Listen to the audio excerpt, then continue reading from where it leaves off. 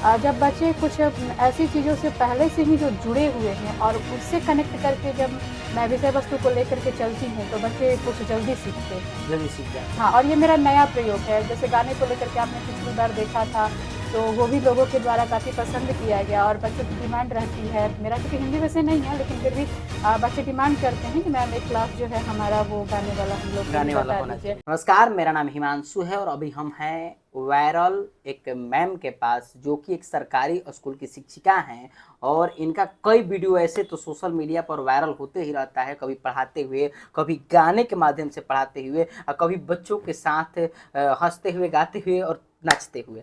तो आज हमारे साथ मैम हैं, मैम का नाम है नंदिनी जी, जो अभी रोहतास जिला में पोस्टेड है। सूरा कौन सा मैम आपका स्कूल है? मध्य विद्यालय भेड़िया सुअरा। मध्य विद्यालय भेड़िया सोरा, उसको माई जी का कुटिया भी कहा जाता हाँ, है। गाँव का तो नाम है। वो गांव का नाम है, वहीं पर पोस्टेड है और वहाँ पर लगभग 1 से लेकर 8वीं कक्षा तक है मैम। हाँ। वहाँ पर पढ़ाई पढ़ाई जाती है। ग्राउंड बहुत छोटा है। वहाँ पर बता दें कि मैम के द्वारा खेती भी कराई जाती है। वहाँ पर अपना लोग खेती करते हैं, जो खाना बनता है उसमें मिड डे मील का, मैम नहीं, हाँ, और भी सर मेरे लोग सर हैं, लोग हैं, हाँ, सभी लोग उनके मिलकर द्वारा। नाना प्रकार के वहाँ पर जो होते हैं इक्विपमेंट होते रहते हैं, तो कार्यक्रम होते सब रहते हैं। कोई के सहयोग से मतलब वो होते चलता रहता है। है, हाँ। लेकिन आपका जो वहाँ पर एक रोल देखा जाता है बच्चों के बीच काफ़ी प्रिय होकर के, हँसी मज़ाक मतलब खेलते हुए, गाने के माध्यम से कभी-कभी पढ़ते हुए, तो काफ़ी वायरल होता है। मैम की जो खबरें थी, आपको बता दें कि वो नेशनल मीडिया के जो भी चैनल हैं सब पर चलाया गया, लगातार इनको लोग देखे, काफ़ी आशीर्वाद, प्यार, दुलार मिला, काफ़ी उसके शेयर हुए, काफ़ी उसके व्यूअर्स हुए। तो मैम हम सबसे पहले जानना चाहते हैं कि जो आप इन चीज़ों को लेकर आती हैं, हाल ही में आपका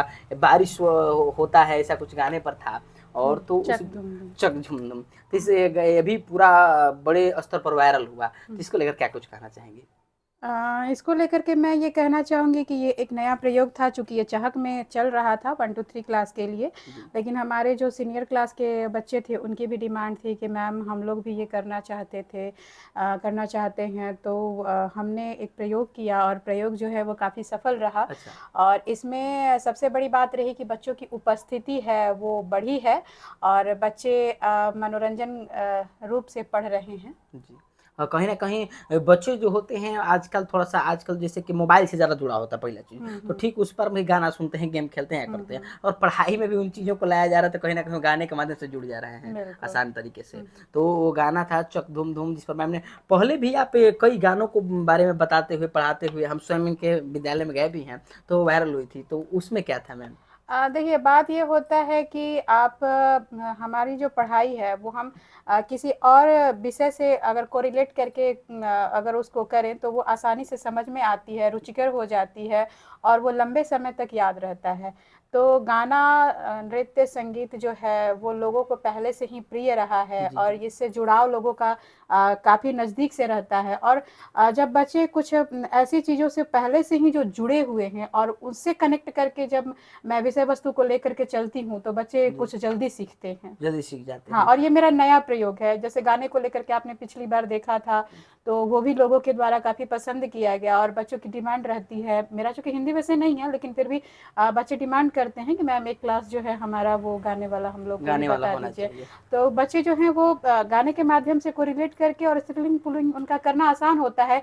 सिर्फ़ एक ही शब्द नहीं बल्कि कई शब्दों के वो स्त्रीलिंग-पुल्लिंग जान जाते हैं। जी, जी। ऐसे तो अभी हाल ही में बिहार सरकार भी लगभग जो छुट्टी के समय का, जो दोपहर के बाद का जो सब छुट्टी वाला समय होता है, उसमें भी गाने, खेलने का ऐसा हाँ, कुछ रखा लास्ट का है। चेतना सत्र चलता है, लास्ट का असेंबली चलता है, उसमें एक्सरसाइज़, प्ले वगैरह जो होता है, वो होता है। जी। तो बच्चे एक ही चीज़ रोज़ तो कर नहीं पाएँगे, कुछ बोरिंग सी हो जाती है, तो कुछ नयापन लाने के लिए ये मेरा एक नया प्रयोग था रहा और बच्चे इसमें और ज़्यादा इंटरेस्टेड हो जाते हैं जी। और खुल कर के मैदान में आते और हैं। कहीं न कहीं वो अपनी जो मन की झिझक होती है शांत करते हैं और हाँ, डायरेक्ट बच्चे, शिक्षक से हाँ, भी जुड़ ब पाते वो हैं। हमसे ये गाने और संगीत, नृत्य के माध्यम से बच्चे जो हैं या खेल के माध्यम से जब हम उनके साथ कोरिलेट होकर के खेलते हैं, तो बच्चे हमसे कुछ जल्दी जुड़ जाते हैं और वो अपनी बातों को ईज़िली कह पाते अच्छा, हैं। मैम उनके अंदर की बातें जो हैं हम लोगों के लिए निकालना आसान आसान हो हो जाता है, जाता वो है, फ्रेंडली हो जाते फ्रेंडली हैं। हो जाते हैं, व्यक्तिगत रूप से मित्रता के संभावना में आ जाते हैं और कुछ सारी बातें को शेयर करते हैं। हुँ, एक हुँ। बात बताइए, ऐसा बताया जाता है कि आप भी जो पत्रकारिता के क्षेत्र में भी काफ़ी आपकी रुचि थी, फिर शिक्षक क्या बन गए, क्या मामला था पूरा ये?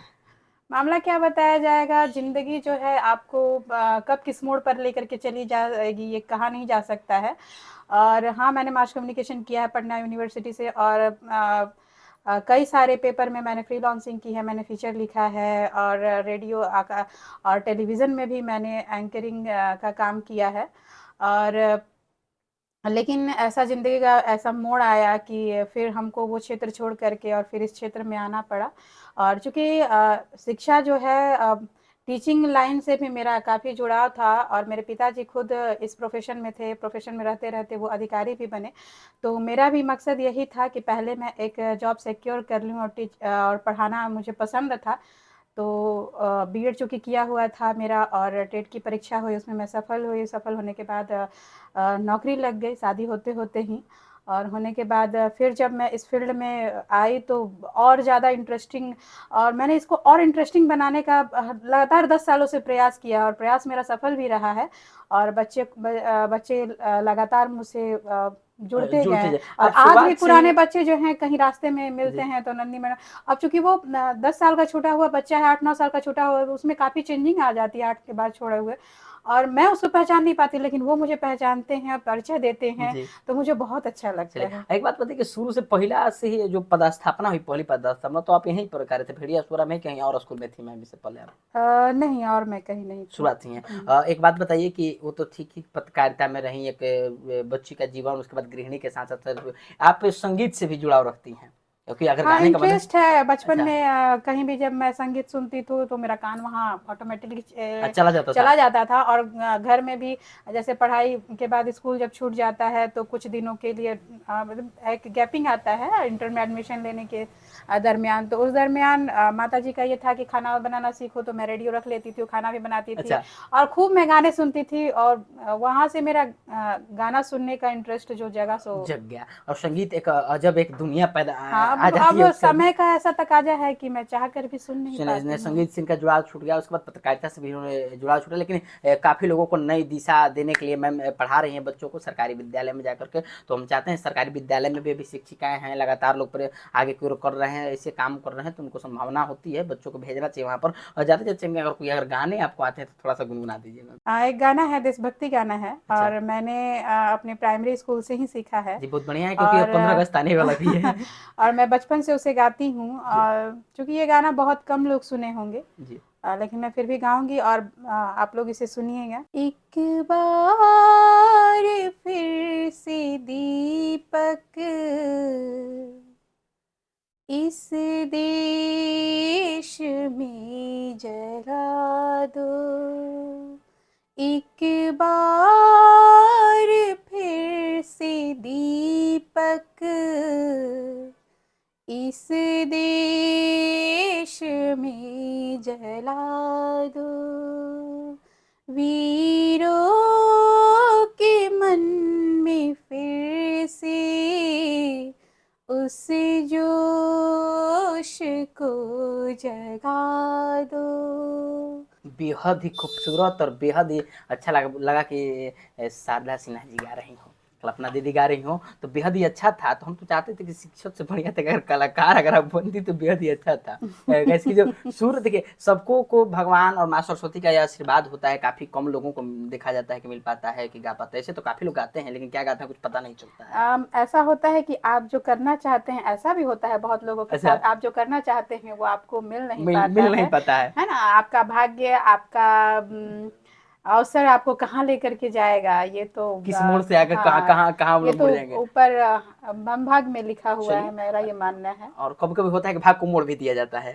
तो संघर्ष की प्रकाष्ठा होती है। बाकी आप सुन रहे थे नंदिनी मैम को, जिन्होंने अपने जीवन को जो संघर्ष थी उसके बारे में बताया, जीवन के जिन्होंने संघर्ष की, कैसे इन्होंने संगीत से प्यार था, पत्रकारिता किया, उसके बाद एक शिक्षिका बनी, एक गृहिणी हैं, साथ में बच्चों को शिक्षा देती हैं और एक बेहद ही अच्छे खूबसूरत तरीके से।